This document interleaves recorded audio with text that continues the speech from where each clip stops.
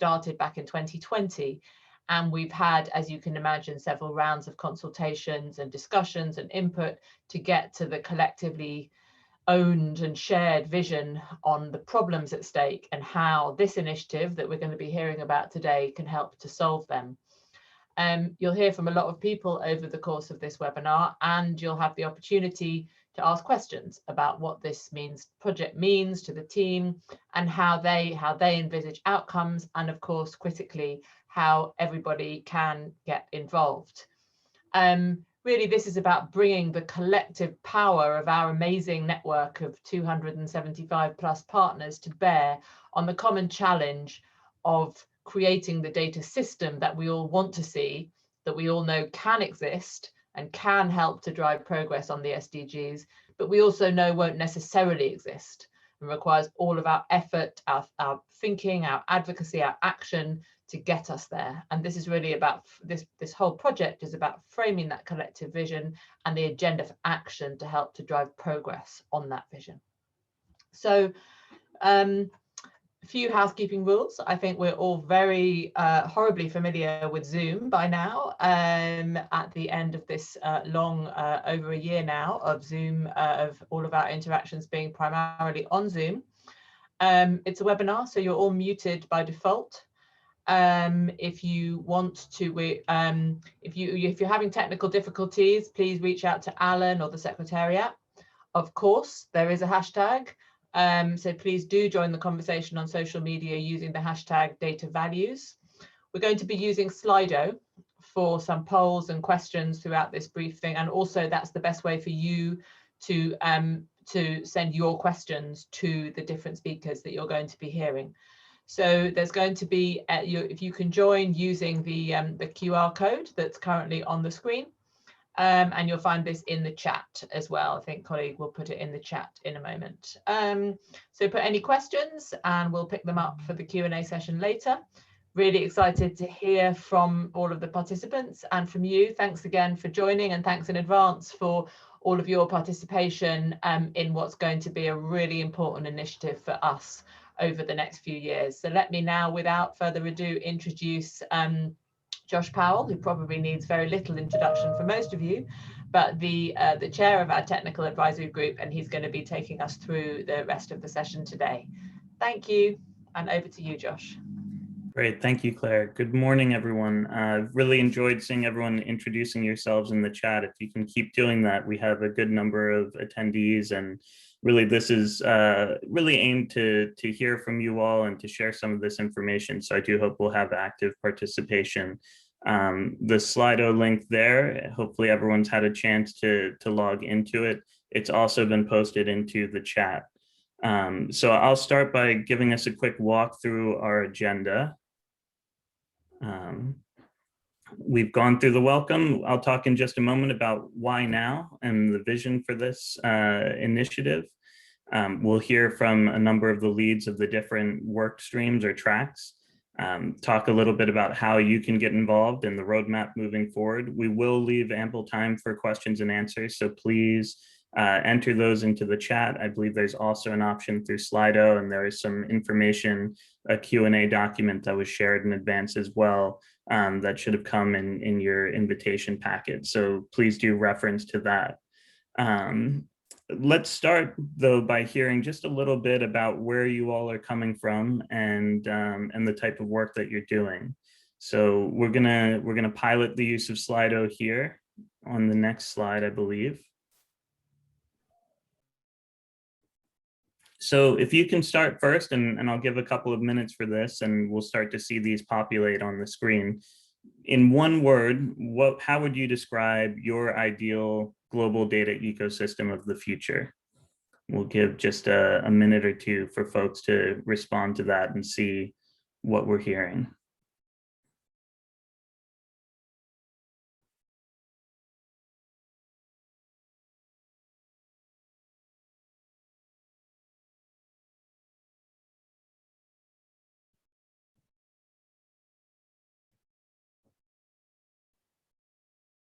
I believe these are also sized by when there are multiple responses that are the same. So we're seeing a clear trend here.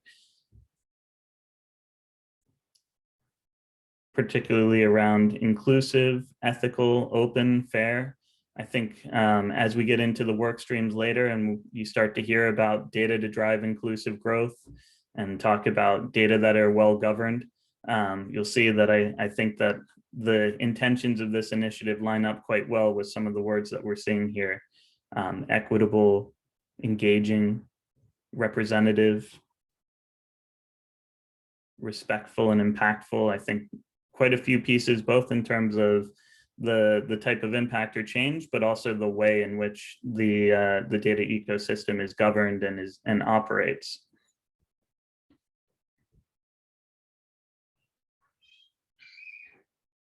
You may at various times hear my 3-year-old daughter screaming in the background. So apologies in advance for that. And if you see the door behind me open, you know that she's escaped.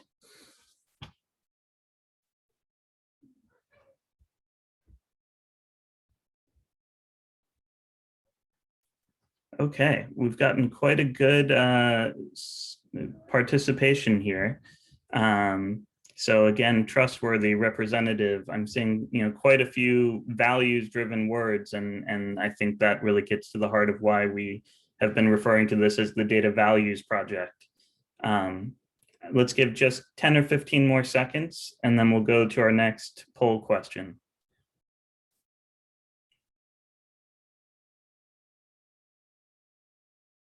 Okay, I think we can move forward.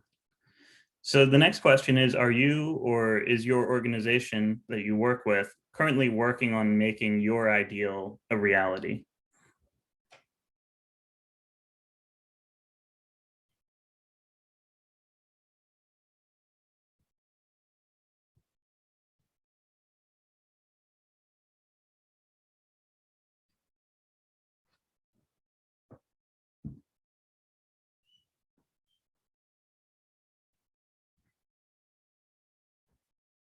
At one point, we jumped up to 103%. That's impressive. All right, I think we had 38 people respond in the last, and we've gotten 38 now. So that was prompt and unanimous. And I think, largely as expected. We know that we are all here because we value and we care about these things, and hopefully we're all working toward them. And I think the goal of this initiative is what would happen if we all did this more effectively together and collectively, as opposed to each organization kind of working on its own, sometimes competitively, sometimes cooperatively, sometimes the whole adding up to more than the sum of its parts, and sometimes not. And the Data Values project is really aimed to try to bring all of this together, and we'll talk a little bit more about how in just a moment. But first, to talk about why this matters, I see that Al Kaggs has been able to join. I want to hand over to Al to share a bit of a story in terms of the type of impact that data can have.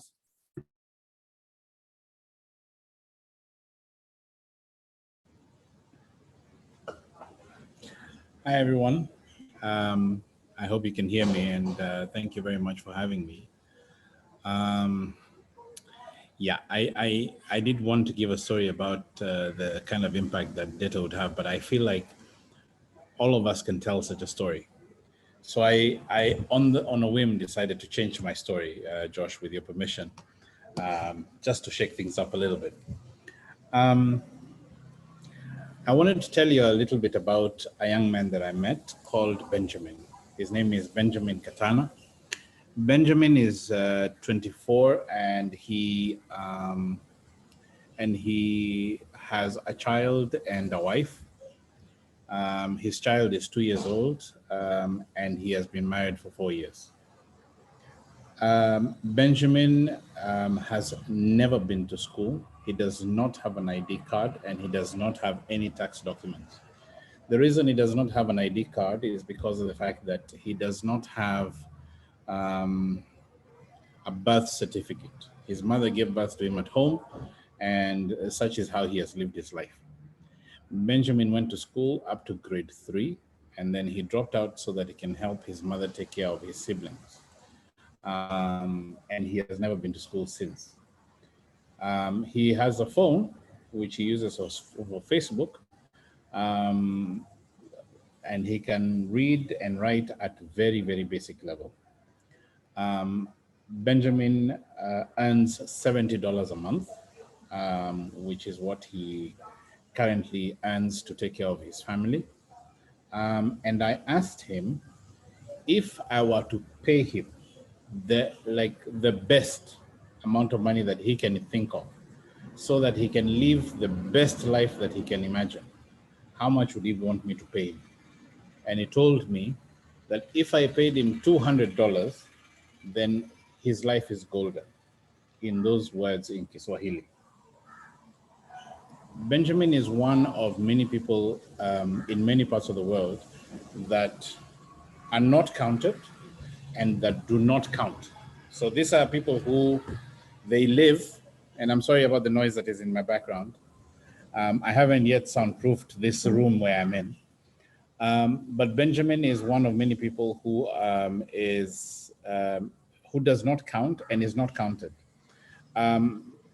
I have just done a blog post, and here I'm going to do a plug. Please go to my alcags.me and just check out my blog post, where I saw that there's the top 1% of Kenyans make only $20,000, are worth only $20,000. So the question for me then was, where are the other 99? And I did some basic arithmetic, and I found that there's a full 13 million people who I cannot account for among Kenyans. I suspect that if we did that kind of basic arithmetic in many of our countries, we would find a situation where we have a whole group of people, a large number of people, who we really cannot account for. We cannot account for them from an economics perspective. We cannot account for them from a services perspective, and so on. For me, this is why this data values project is valuable.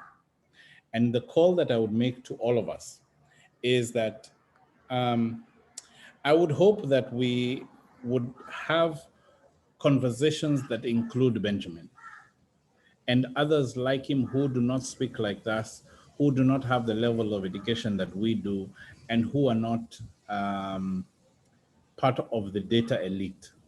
We here in this room are the part of the data elite. We are the guys who, sort of understand data more than even others. It is important that the conversation about the value of data and the values of data transcend this elite group of people and go into and reach outside of our bubble, so that then we can truly have impact. One of the hopes that I have, and which is why I am actually actively involved in this, is because of the fact that I believe that data truly can change people's lives. And I think that all of us here believe that data can change people's lives, people like Benjamin. And the only way that we could do that is if we make sure that that word that came out on the slide as the biggest word, that it is inclusive, and it is not inclusive in our buzzwords, but it's inclusive in real life. I hope that was a useful spend of my 5 minutes, Josh. That was perfect, Al. I'm glad that you pivoted a different direction. As you were speaking, I was thinking about an experience when I was a small child, and my great-grandfather, who lived to be 101, every time I saw him, he would say, "In life, you have to be honest and dignified."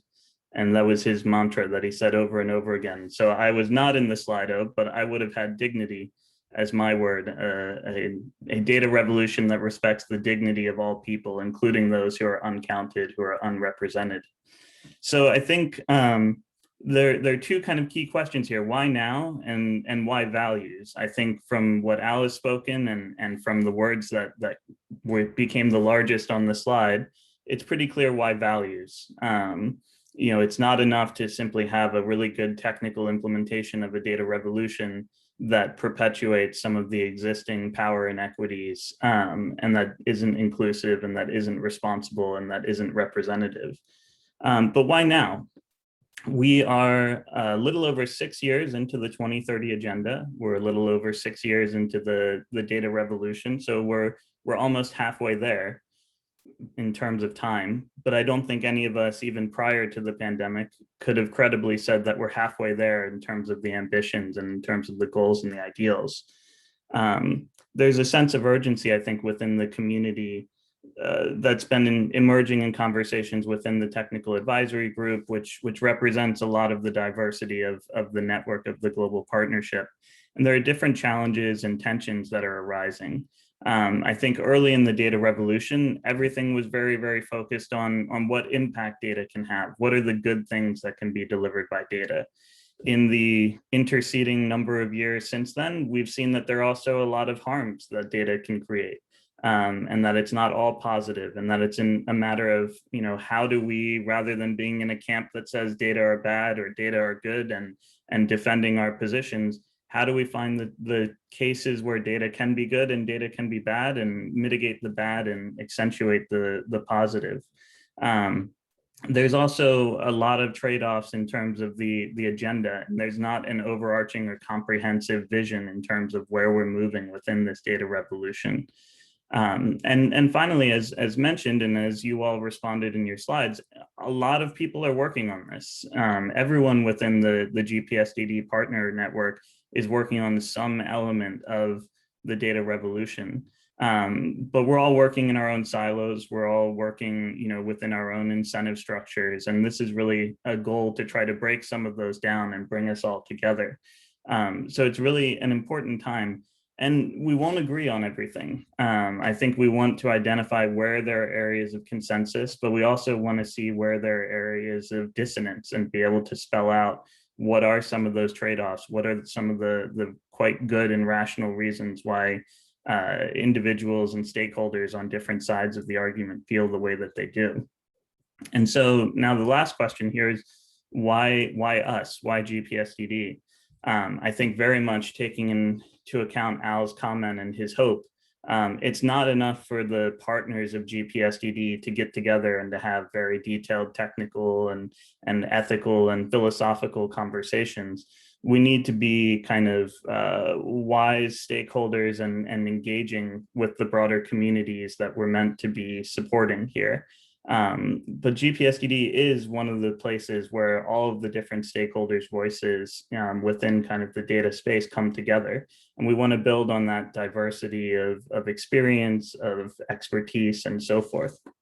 So moving forward in terms of the vision, I'd say the first thing that we're really trying to achieve is to identify where is there coherence, where is there dissonance, where do we all agree and where do we disagree? And to be able to understand the different work that everyone within the network is doing, to curate that and to be able to amplify that, more effectively. The next step is really in terms of engaging and trying to build a global movement that rebalances some of the expectations between individual and collective data rights, for example, or demonstrates what good data governance looks like. Or mobilizes resources for more inclusive data collection, management, consultation, and so forth. And then finally, we really want to drive action. How can we drive the right actions, the right policies, the right investments to then kind of help to bring that vision to life? And so at the end of this process, and I should say that there will be many outputs along the way, and many different kind of stakeholder engagements that will happen. But at the end, we'll also have a bit of a kind of a manifesto for action that highlights, the breadth of our partners' inputs and really helps to bring all of these things together. If we can move to the next slide. So you can see here the technical advisory group. I'll say also, I believe there are a couple of pending additions that should be joining the group quite soon. And we've really identified 3 different themes, and we'll hear from some of our thematic leads in just a moment. You can see again that this really kind of represents a diversity of both kind of technical experience as well as lived experience in the type of work that we do. I don't want to take too much more time, so I want to pass it forward to the different co-leads. First co-lead, the data that delivers for the most vulnerable. I believe we'll hear from Claudia from development initiatives. And then on the second track, data that are well governed, we'll hear from Frederick from Dahlberg. And on the third track, from Deepa from Athena Infonomics and Grant from UNSDN. We'll have about 5 minutes per. I will unfortunately jump in if needed to keep us moving along and on schedule, because I do want to make sure we have time for questions and answers. Claudia?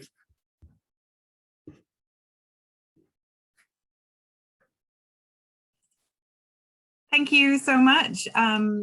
Do we have a slide? Yeah, fantastic. The slide that summarizes some of our thinking around this track. But thank you so much. It's such a privilege to be invited to lead this track of work on data that delivers for the most vulnerable. Absolutely at the heart of everything that we're trying to do at development initiatives. And I know that you, as so many of the GPSDD partners, are also working on this as well. And just so important. So a big thank you to Al, who you've already heard from, but also to Flo from the Children's Investment Fund Foundation, who are my colleagues also co-leading this track. We all know that too many people are invisible in data. That might be accidentally, attitudinally, systematically, but it's not just about being visible in the data. Here, we want to gather views around data that really, truly empowers the communities and the people that we are aiming to serve, empowering them to demand better service delivery and to hold duty bearers to account. So there are a few things that we are thinking about focusing on this track of work. In particular, the first area of focus was around some of the terminology and our language. So this is very much just a working title for this track, but we all know that actually the words that we use can imply power as well. So we want to make sure that we are talking about this in the right way, that it is very much about data that delivers for these communities, not something that is done to communities. So I think there is definitely a discussion that we want to have with you all about our language around vulnerability and empowering people. And we've had some initial discussions around whether we should be thinking more broadly about data that really promotes justice, and to what extent this terminology enables us to be inclusive and empowering in what we do. We're also looking at how we create a space for genuine inclusion, moving, I think, beyond just participation, but real leadership from the communities that we're aiming to serve.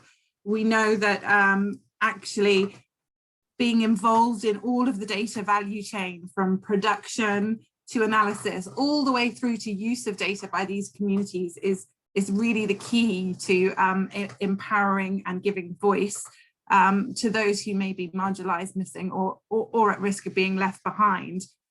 So we're very keen to explore what that means for data production and data use.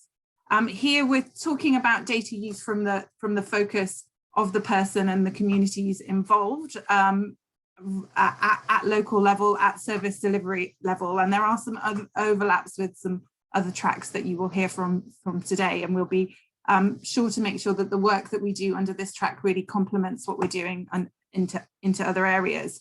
And you'll see actually in terms of understanding issues around power and expectation, and in particular around openness and privacy, there are also overlaps with, in particular, the governance track and the equitable, for privacy in particular around kind of the governance track and openness, but also in terms of power and expectation and data into practice, very much overlapping with our third track on equitable and sustainable development. So these are some of the areas that we will be looking at. I'm really, really looking forward to hearing from you and your opinions on some of these areas of focus.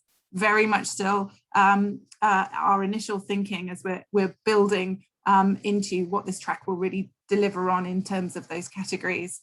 And thinking about some of the activities we're planning, at the very, very heart of this work stream will be absolutely engagement with those communities, underrepresented groups, new groups and missing groups, and a place where we can put together via blogs a compendium of our written discussions and the dialogue that's forming around this work. And we'll be also looking to convene roundtables on specific areas of discussion that we may be doing solely within this group, or may join up with other tracks where it's relevant, in particular thinking around issues around implications of digitization and what that means for inequalities in practice, and potentially increasing the use of data within communities at that level. A really, really exciting piece of work. We'll be thinking about underrepresentation, structural bias, and how we bring real new voices to this area. And I just want to end on kind of a quote that I quite often go back to when I'm thinking about data to ensure that nobody's left behind. And that's from the ex-national statistician from the UK, which and he always said that good data makes it intolerable to do nothing. And if we get this right, and if we advocate for this right, we'll be really empowering people and bringing voice to those who haven't been heard before. So thank you. I think that's it for my brief introduction for very, very exciting and important area of work. Thank you, Josh, and the rest of the GPSTD Secretariat. Thank you very much. And we'll now hand over to Frederick to talk about data governance. Thank you very much. So indeed, I'm co-leading this track with Francesca Perucci from the United Nations Statistics Division, Camilo and Tom from Data Ready. So the logic behind this track on data that is well governed is that, first of all, what we have been noticing is that over the last decade, a lot of technical tools have been piloted. And one of the goals was to understand how to generate value out of data and how difficult it is to develop technical tools for that purpose. Another rationale for that track is that we see that data governance became at the center and at the core of the regulatory trends, of the more recent regulatory trends. And more specifically, what I have in mind here is obviously the Data Governance Act from the European Commission, which is basically moving the data regulation to the next level and trying and aiming at creating a single market for data. In this case, is not really the objective. The objective is still to have I would say, to understand what the governance should be to build smooth and supportive and inclusive data ecosystems. Again, there is not going to be any final answer to the questions that we're going to raise, because nobody really knows what a good data governance is today. We know what are the limits, we know the constraints, the regulatory constraints, the legal constraints, the ethical constraints, but we don't really know where we're going to land. And so that's why it is important to pursue that track. And finally, as you can see in the areas of focus that I will go through in a minute, is that it's increasingly important to engage citizens to maximize the economic and social impact. But not only that, it's also to make sure that, as what was said before, is that nobody really is left behind. I mean, because we all know that the digital break between different segments of population becomes increasingly important, and so having people engage, it's not only to avoid that difference between people who are digitally included and not digitally included, but it's also because we want to maximize the social impact that we potentially might have. And so going into that direction, the areas of focus that we're going to have is that we're going to first gather multiple perspectives on the needs and what we mean by data governance, because as I said before, data governance at this stage is it's not really blurry, but there's so many definitions that you might have about data governance that we need to probably nail down a better definition. So that's probably the first area of focus that we're going to have. We already started that, by the way. And then secondly, it's exploring the vision for good data governance. So what the kind of solution would it be? Knowing, as I said before, that we probably will not have like a final solution, but probably examples, building on examples of innovative governance models, which is going to be the next point on the areas of focus. So the idea is really to first define what we mean by data governance, then secondly, what's the vision that we have, then thirdly, probably support that vision with examples, and then finally, making the data governance relevant for the citizens. That's going to go through a different set of activities, a set of different activities, like having online conversations, discussions, roundtables, collecting case studies, so that we can basically so that we can basically have additional support for the solution for data governance that we want to have. And then finally, mapping and structuring in more details the good technical solutions. So that's what we're going to do, and the objective of track number 2, which is on data that is well governed. Thank you very much to everybody right away, and especially to the Secretariat and to Claire and to Jenna on this, and Martina. Perfect, thank you, and right on time. So we'll now hand over to Deepa and Grant. Thank you, Josh. Good morning, good afternoon, good evening, everyone. My name is Deepa Karthikeyan. I'm founder director at Athena Infonomics, and it's been fun co-leading this with my fellow co-lead Grant Cameron from UNSTSM, that who needs no introduction to this group. So on track 3, when we think about data and when we think about questions like equity and development, these are sort of inextricably linked to the performance of government and the public sector. And we started sort of by using that as an initial framing point. And I'm going to call attention to the text that you see on the slide there, which is unleashing the public value of data. And I want to call attention here, it's not public data. The data can come from the private sector. It can come from citizens through collective intelligence. It can be administrative data. The sources of data can come or can be anything. But what I think was interesting to us as a group was to think about what it takes to support sustained use of that data, to support effective planning and management of public services. So sustainable, in our view, is really sustained use of demand, or sustained use of data or demand for data within the public sector, and thinking about questions like, what does that take in terms of resources? What does that take in terms of accountability systems and mandate? The other consideration as a group has been, how do we do this well? And how do we leverage the resources of the GPSTD platform?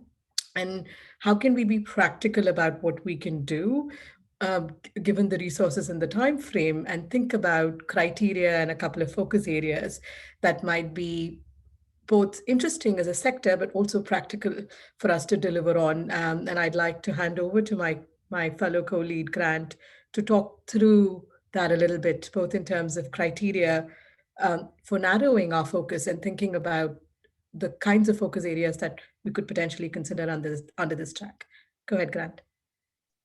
Thanks, and thanks everyone, and thanks for the partnership for launching this process. It's a very exciting one.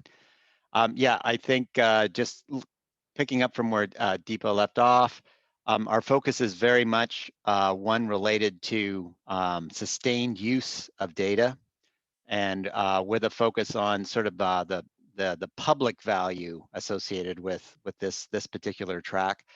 And I think that's still a very broad kind of potential. So what we're potential set of questions or issues that we could raise. And so because of that, we're thinking we've developed a sort of a selection criteria to try and take us in a direction that will add real value to this process. And I think the 3 things that came to our mind when we were deciding what would be something we would pursue based on a criteria number 1 would be, we're looking for things that are a little bit underanalyzed by the global data community. So there's a lot of activity going on in some areas, less so in others. I think that's why we started to sort of gravitate towards this notion of sustained use of data. The second criteria that we wanted to bring to bear on this was sort of benefiting from the unique strength and experiences of this membership, the GPSTD membership community, to develop recommendations. And I think the poll-y thing that we did right at the beginning of this meeting was very, very, I think, already insightful about where the sort of center of gravity of this community lies. It lies in this, as Joss was saying, sort of values-driven approaches to data.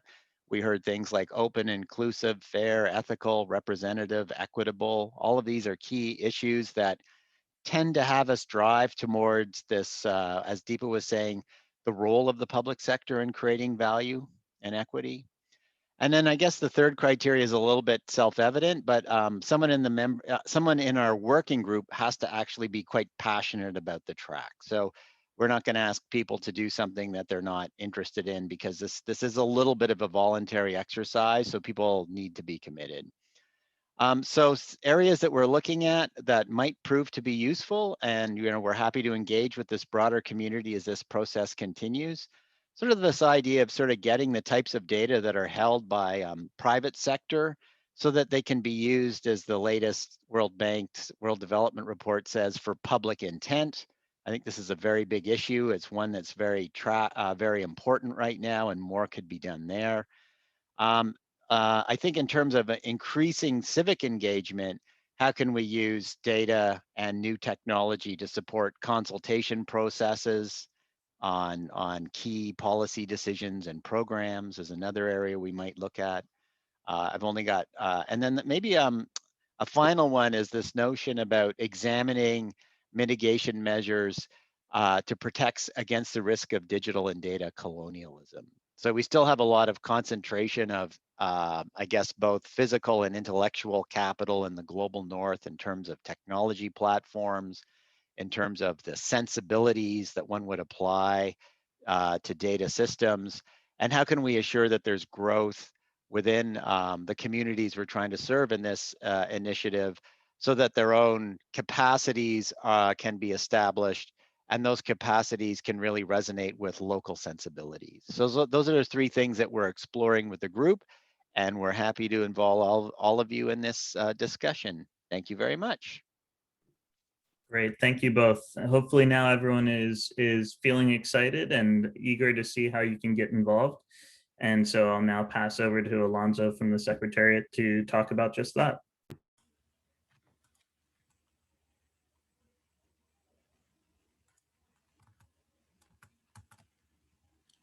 Thank you so much, Josh. Can you see me? Yes. Perfect. So to get involved in the Data Values Project, first, we will be sharing a survey shortly after the briefing, through which you will all be able to indicate your interest in particular tracks or activities and share contact information to best get involved in the process. Secondly, if you're interested in joining the communication efforts, please reach out to us at info@data4SDGs to participate in a communications working group that will be solely focused on this effort. And finally, if you are interested in scheduling a one-to-one, in sharing resources relevant to the Data Values Project, or if you have any questions, please send us an email, once again, at info@data4sdgs.org. Thank you so much.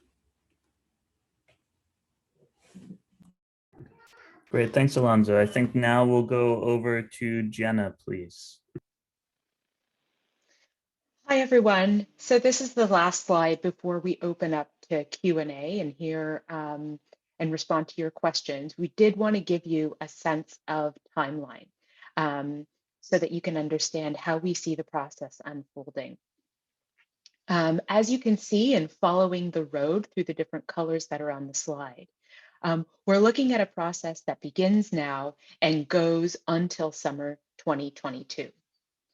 The first phase is from now until the end of August, what we're calling an open dialogue phase. And during this period, we intend to foster really active debate and discussion across the topics and ideas that were presented by the co-leads, with the intention of bringing in as many voices as possible. So you heard those initial ideas from the co-leads in terms of concepts and issues to tackle. And you also heard some initial ideas for how those voices are going to get crowded in, but we're looking for even more ideas and even more inputs.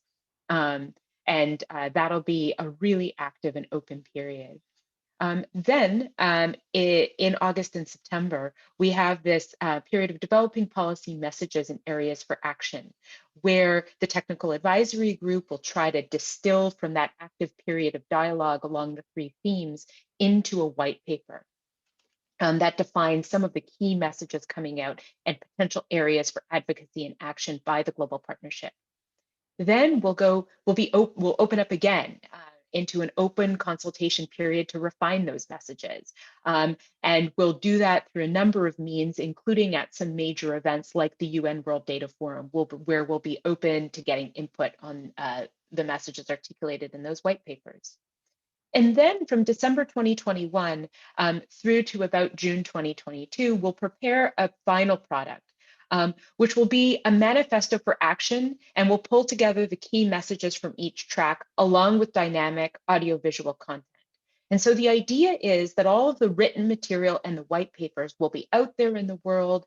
It'll be viewed and reviewed, and then the final product will sort of create a layer on top that we hope to be really powerful collection of key messages and areas for action around which the power and the collective voice of the global partnership can sort of rally behind. And we intend to launch that at our next data festival, which is slated for June 2022. So that's our overarching timeline. With that, I think we're going to shift over now to the Q&A, which folks have been contributing to in Slido. I see a number of questions. The first I want to just tackle, because the first question around what is the best way to get involved as an organization, and can we contribute in areas that may be broader than the tracks but complementary, for example, data ethics. I'm just going to address that one off the bat. Obviously, Alonso outlined a number of concrete ways that anyone on this call and beyond can sort of signal their interest. We encourage you to share specific ideas or work that you're producing. And we as the Secretariat, I should say, will work with the Technical Advisory Group and the CoLeads to figure out where those ideas can be slotted in, where you as individuals or your organizations or your work can contribute to the discussion.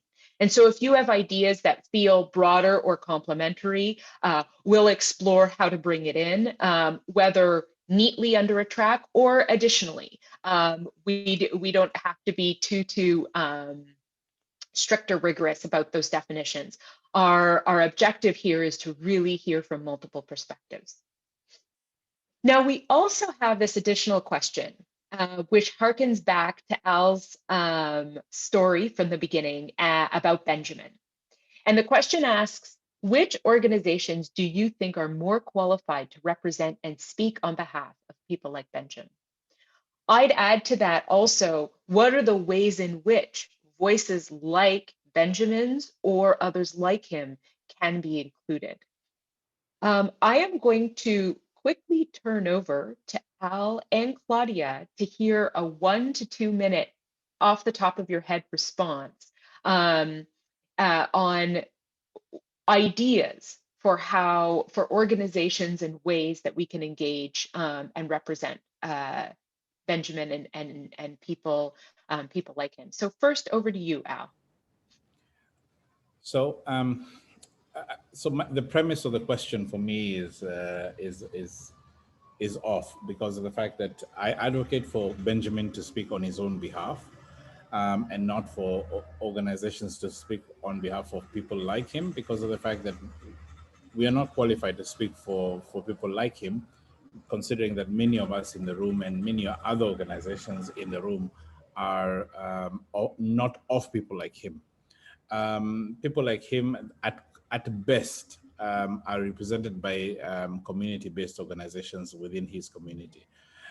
So what I would actually advocate for is for community-based organizations to be more involved in these activities, and for Benjamin himself to be invited to events such as this one, so that they can speak on their own behalf. I mean, if in each one of the events we had 3 or 4 people who came and graced the meeting and simply spoke to us about their lives and how they live their lives and what are the important things to them, I think it would do a lot in terms of grounding our work and in terms of orienting us to remember why we're doing this and how we should do this with more impact and with more sustainability. But Claudia may have a little bit more to say about this. Claudia, over to you. I don't think there is much I can add to that at all. I was absolutely going to echo exactly what you said. There is no one more qualified to speak on behalf of Benjamin than Benjamin himself. And we must remember that this is about empowering local voices so that they are able to hold people and their local service providers to account. And I would absolutely say that this has to be locally led, community-based, community-led, and then we need to work out how we can get that local leadership globally connected. And I think that's where we come in. Fantastic. Thank you, Claudia. I see a few other additional questions in the chat, in the Slido Q&A, which I'll quickly seek to just sort of respond to really quickly. And we to round out the discussion, want to hear also from two of our colleagues from the National Statistical Office of Colombia, DANE. In terms of connections to GPSDD's work in partner countries and the Inclusive Data Charter, all of those actors are connected to the network and to the community and have their own networks. And so our aim here will be to bring in their experience, their voices, and even highlight the work that is happening in some of those other spaces. So using one example, those who are involved in the Inclusive Data Charter know that the champions are engaged in some work to unpack intersectionality and approaches to understanding the experience of groups when you layer multiple identities. Tools and analysis and work that's happening in those other spaces, we hope to be able to bring in to inform both through the research and analysis as well as individuals' voices. We will foster cross-pollination across these tracks, and in many cases, the tracks may actually collaborate together. So we're not going to be too strict. There's an awful lot of overlap between the issues, as you've highlighted. I see a great question around citizen-generated data as a solution to representation in our ecosystem. How do we develop systems so citizens know and see the benefits from the data they create? I think that's a really very, very valuable question, and one where to round it out, I suppose, my response back will be to highlight how those of us on this call, those of you who've joined and others in our network can help bring ideas to the table from their own work in citizen-generated data to articulate how to make that happen. So we want to sort of turn those questions back in many ways to the network and hear from you about your work and experience examples that have worked. Lastly, we have what will success look like at the end of the Data Values Project. And I'm mindful of time here, but can't let that one drop. I think really briefly, our idea here, as articulated by Josh and Claire at the outset and sort of highlighted by Al, is there's an opportunity to build a movement across and identifying the areas of commonality and consensus where we feel that there's a need for a collective push working together to make change, to create a more inclusive, more balanced, more trustworthy data ecosystem, one that respects the dignity of all people. And so practically, the specific policy positions and messages that we advance to achieve that, we hope to do it on the basis of a really rich and diverse set of input so that the power of that collective voice can have some real influence and cut through, both in terms of communications and to policymakers.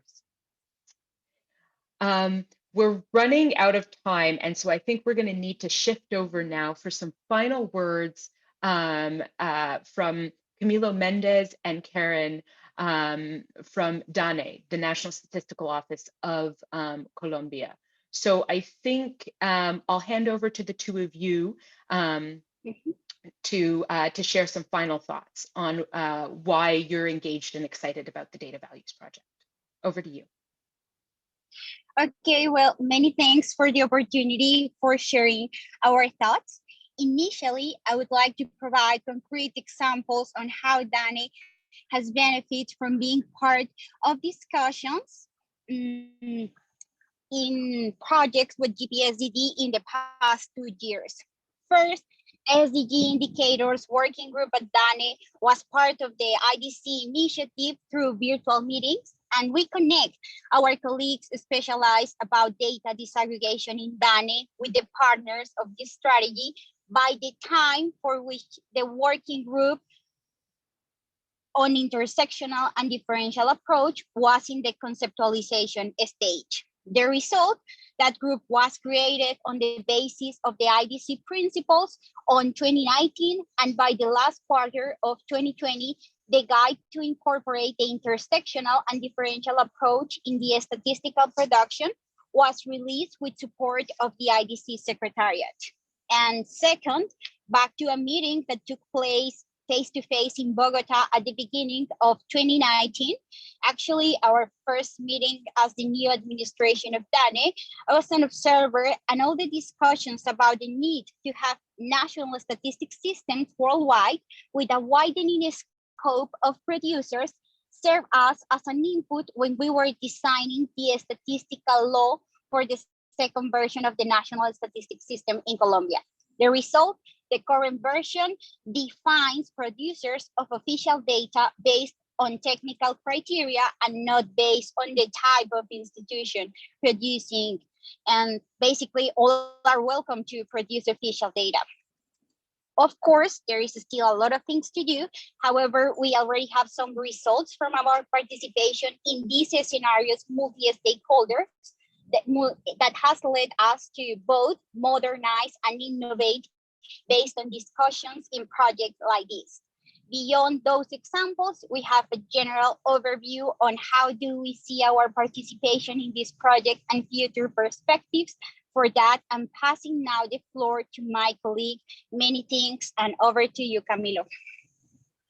Thank you very much, Karen, and thank you very much, Jenna, for this. We are really excited to be part of the Data Values Project at this moment, as we believe that one of its core strengths is being a multi-stakeholder platform, which takes into account the different needs of all the actors being involved. From an NSO perspective, we are fully aware of the mandate to fulfill to our society.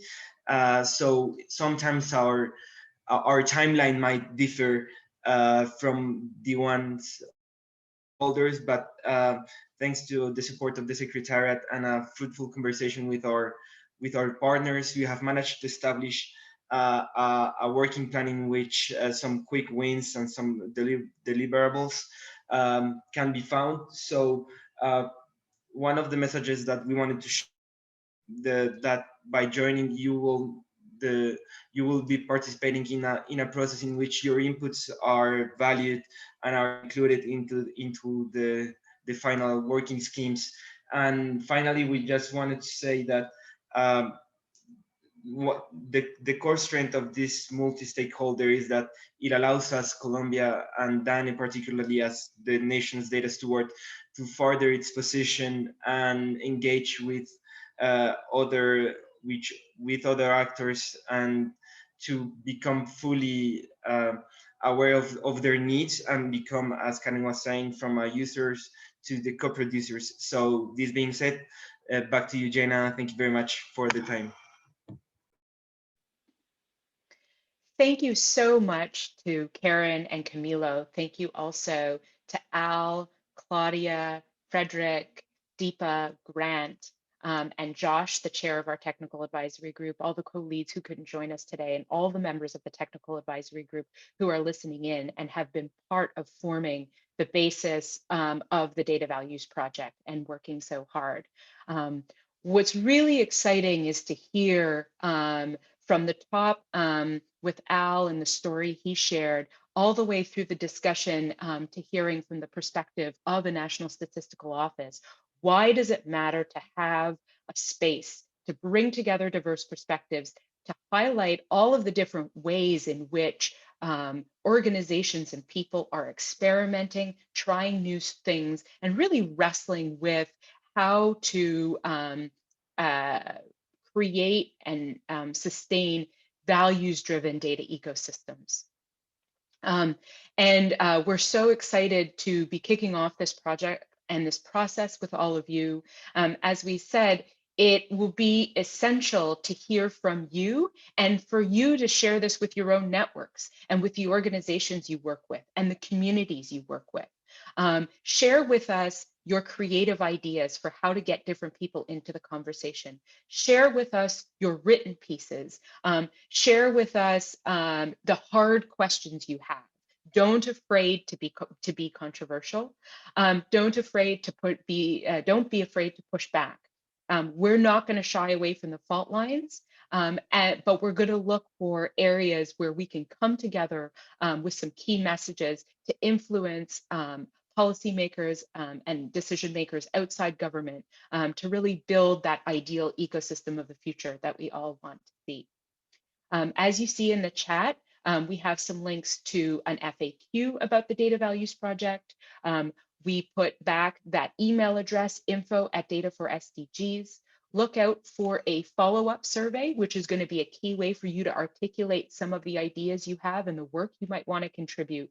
And we are really committed, as you've heard from all of the co-leads, to including you and your ideas in this process.